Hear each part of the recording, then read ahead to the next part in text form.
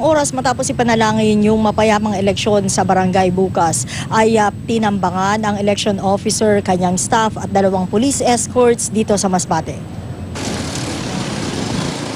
Galing sa pakikipagdialogo sa isang kapitan at iba pang kandidato at palabas sana ng Palanas Masbate si Election Supervisor Merlina Alvarez, tauhang si Joey Villaruel at escorts na sina PO1 Benito Bailon at PO1 Wilbert Pultino. Nang bigla silang paputukan na hindi pa nakikilalang grupo, pasado alas 11 ng umaga. Matalahib daw ang pinangyarihan ng pananambang at magkakalayo ang mga bahay. Ayon sa mga rumespondeng pulis, lahat sila nagtamo ng tama ng bala. Nagkaroon tayo ng yung hot pursuit. So bali nagkaroon tayo ng joint element ng Palanas Municipal Station saka yung Masbate Provincial Public Safety Company.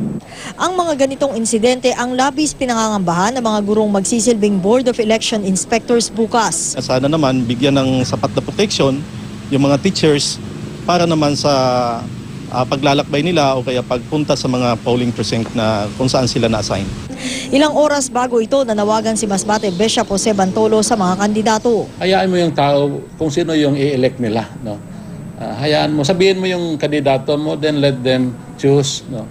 Yan ang palaala ko siguro sa mga leader. No? For God's sake, for the people's sake. Dahil nga doon sa nangyari, magdadagdag ng puwersa ang PNP doon sa 7 bayan dito nga sa may Masbate. Kabilang na dito yung Palanas para naman masiguro yung seguridad doon. Live mula dito sa Masbate, balik sa iyo, Gigi Pia. Maraming salamat, Sherry Torres.